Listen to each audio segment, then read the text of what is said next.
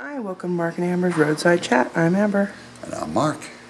And we are at the C. Sharps Arms Company Toy Factory. Producers of fine reproduction Sharps rifles. Have a carbine with my name on it. Sporting rifles.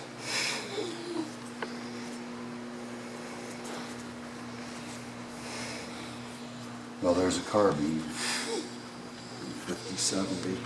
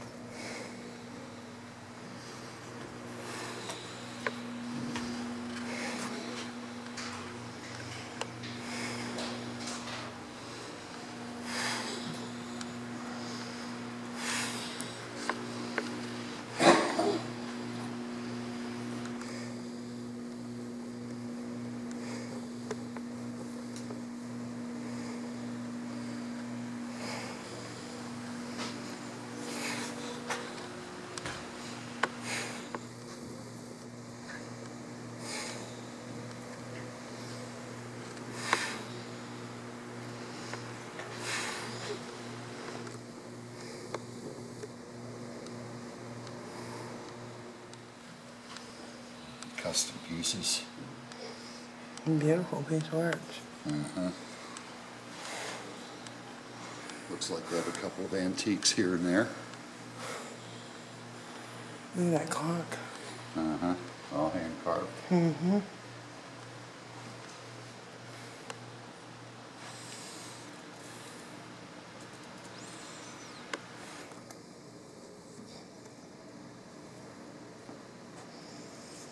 Anyways, if you're driving along, this is a nice little roadway stop.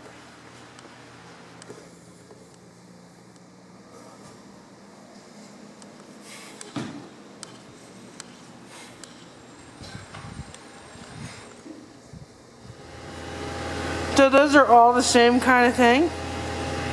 All of these are the same. They're all going to be 1874 receivers, 1885 hip burns, 77s. Walnut stocks back there. Stolen it just. Oh, nice. Fruit block.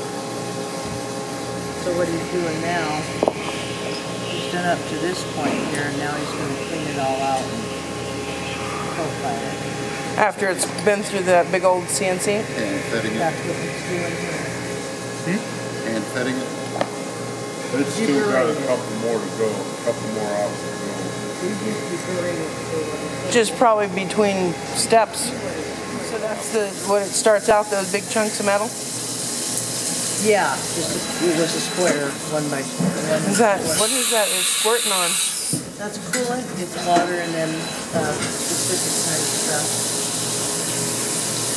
Yeah, you don't want to ruin your temper getting it red hot or whatever. They're carbide and they get hot. Yeah, I wouldn't have even thought of that. Right. Yeah. The only reason why I knew what this was, I was watching some show the other day, and they were doing some sort of metal casting where they were cutting out these decorative metal, and it had some similar kind of a box. Oh, okay. Well, these are called CNC mills. They're computerized, numeric. Yeah. That's what that little guy does. Supply of barrels behind you.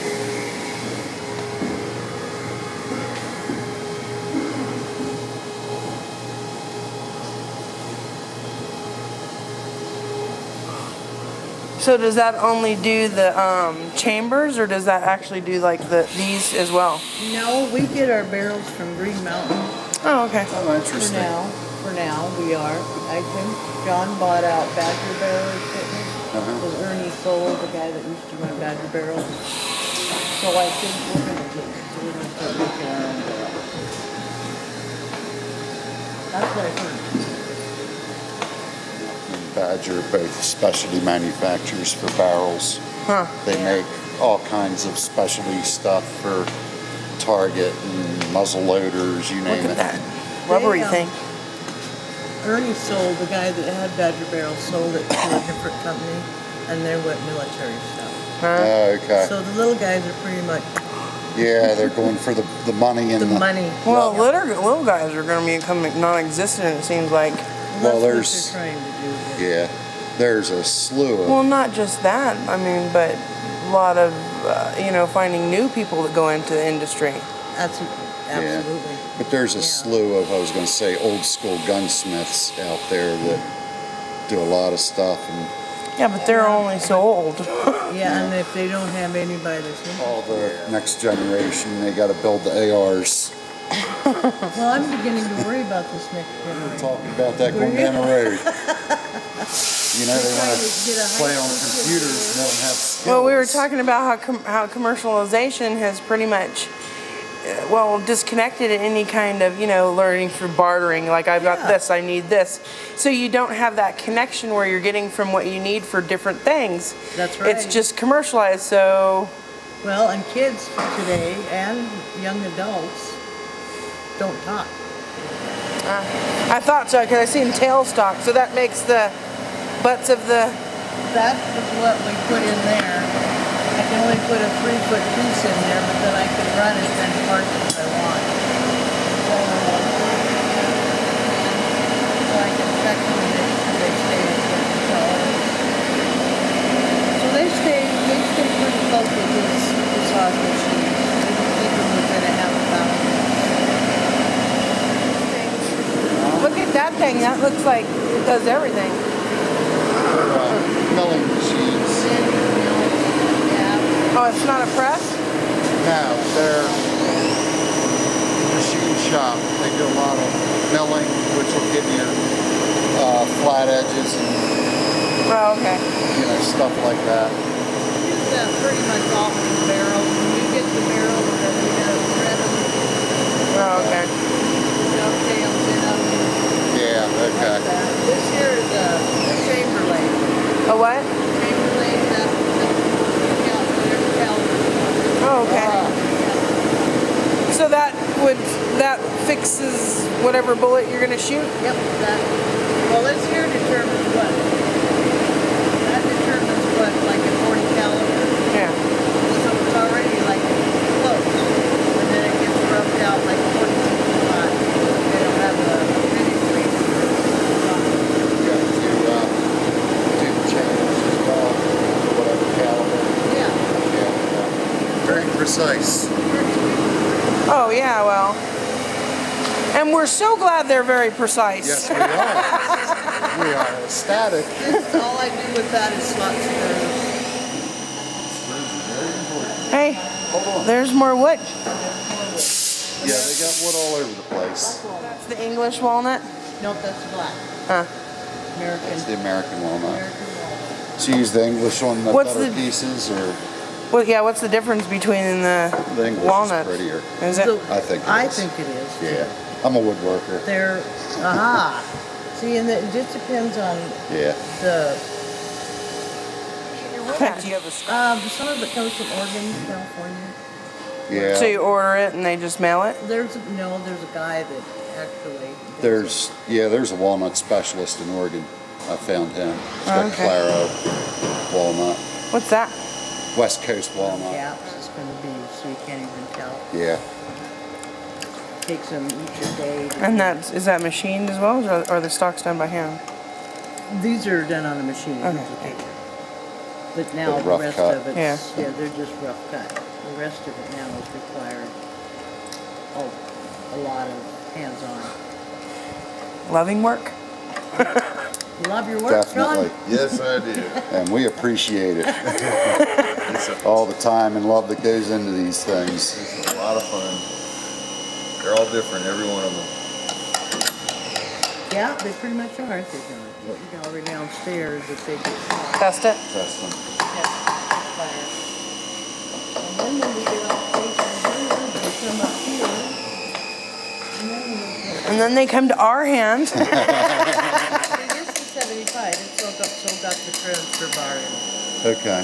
This will be a transfer.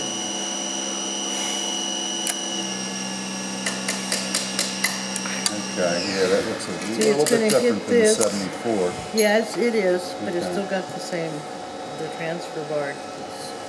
Then it comes in and hit, because this don't hit the firing pin. Yeah. So is there anything that like, any kind of identifier or anything that would say that, oh, you know, I don't know your name, but say John worked on it or Pat worked on it or, That is Pat. really?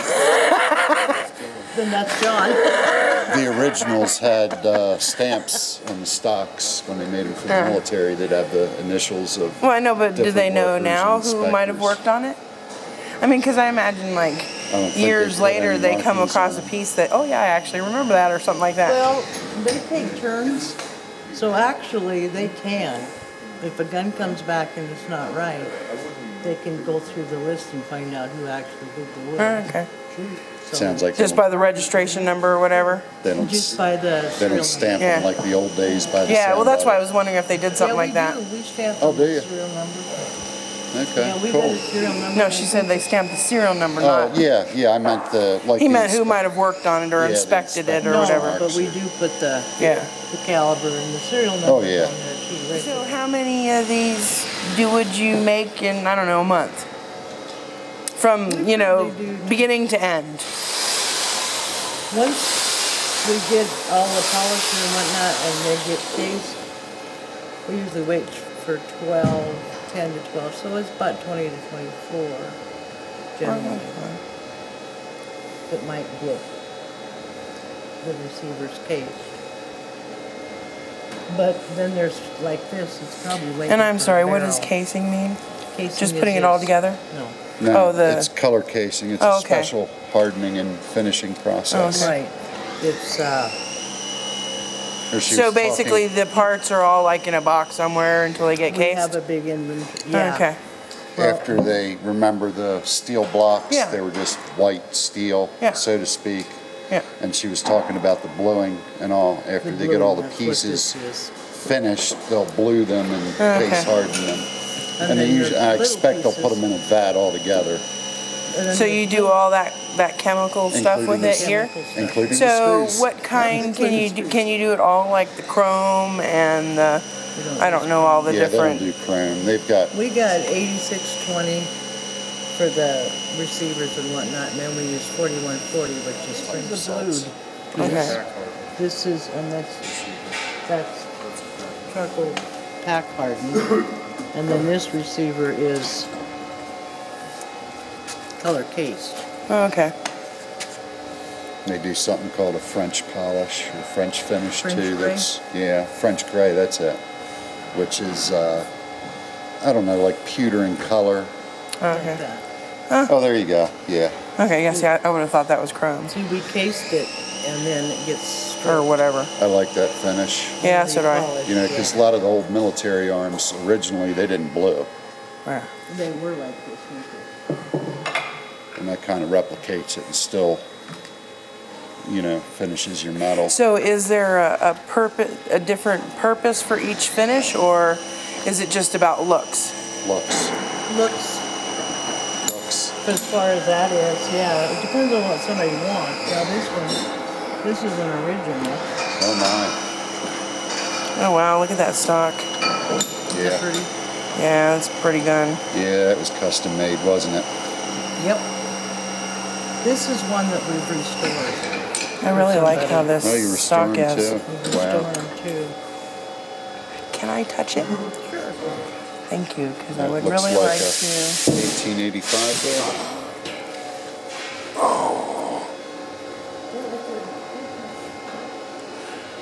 A little bit. Ballard. Oh, Ballard, wow. It's Oh my God. What'd you I'd say? like They to. made, So is this custom sized or That's a custom gun. standard? Is that a standard No, that would be. You would fit to the person or what have you? Whatever you wanted. Ballard made target guns, amongst other I was things. just curious. You know how I'm always trying Yeah. to find That's Yeah. probably $10,000-$20,000 worth of rifle there, I'm sure. With the engraving, that probably is $20,000 by itself. Yeah, that's a one of a kind. I got to touch it. And here's one that's a 75 also. See, the Okay. colors are just, Yeah. Dawn's been doing it for us for lately. We haven't really got the combination. There's a company that slips my mind. They do restorations and the most beautiful color case hardening I've seen. What's the name of the company? I don't know, but I know It's on the which tip one of my you're tongue. talking about. Turnbull. Okay, Turnbull, yep. That caught somebody's ear over there. Turnbull. They do. Oh my God, they've got the most beautiful work. I've seen. Huh? Yeah. He said that's who does their. That's what that one that we were looking at with the two together. Okay. Oh, okay. That's what, when we get done with it, what it's gonna look like. That would be a receiver. Yeah. And these here are all polished up. So Ready to whenever you go. do the finishes, you know, dip them or whatever, and then it comes out, does it have to have like polishing done to it afterwards? What does it look like when it comes right out of the dipping? Comes out and then Dawn sprays WD-40 on it. Yeah, you're polished before bluing's the last Yeah, step. this Okay, is so you right. don't actually have to do anything once it's out of whatever That's- you dip it in? That's the Okay. last step in the finishing. It better be in the shape you want it, Yeah. because that's what's gonna come out. It's like when you paint something, you want to have it all sanded first. Yes, yeah, you want. Yeah, you want that it makes to sense. be So is there pretty any wood that fancy. you wouldn't work for this, or what's, you know, what are the ranges of wood that you might use for stocks or what Well- have you? I think just this. Yeah, walnut's pretty traditional, I think, yeah. but you can see how they select the grain that goes, you know, with Yeah. the mix for strength and yada yada. I'm sure they get some interesting pieces that, you know, will be special. 1874 Hartford. Probably patterns, Yeah. prototypes they use for patterns. Oh, cool. You see the different range of colors. That's definitely black walnut there. American walnut. I like that. it's a You little see the bit burl different. or whatever in that one. Yeah. We don't use it, but we can use maple on Okay. a stock. Or cherry. Yeah. So you want just a dense hardwood? Yeah. I made stocks out Is he of the wood cherry guy? from He's the Muslim. wood guy, so I'm making him. That looks like a 22. Probably is. We do 22s. In a low wall. You Okay. can do them in anything, I see the Italians making a 2/3 Sharps repro and thinking you can't make old Sharps rifles and not love what you do. but that's true. That's true. Our barrel. Okay. And they're right. Pretty raw. Okay. But it sounds like you fine-tune the rifling. It's kind of reminiscent of your old Colt with the turquoise, different. You can see it's a different finish. So we just finished the tour of the C Sharps Rifle Arms Company's factory. And there's some dedicated artisans and craftsmen that produce those. And that's about it until the next roadside visit. Don't forget to like, subscribe, leave a comment, and we'll get back with you. And have an awesome day. Thanks for watching.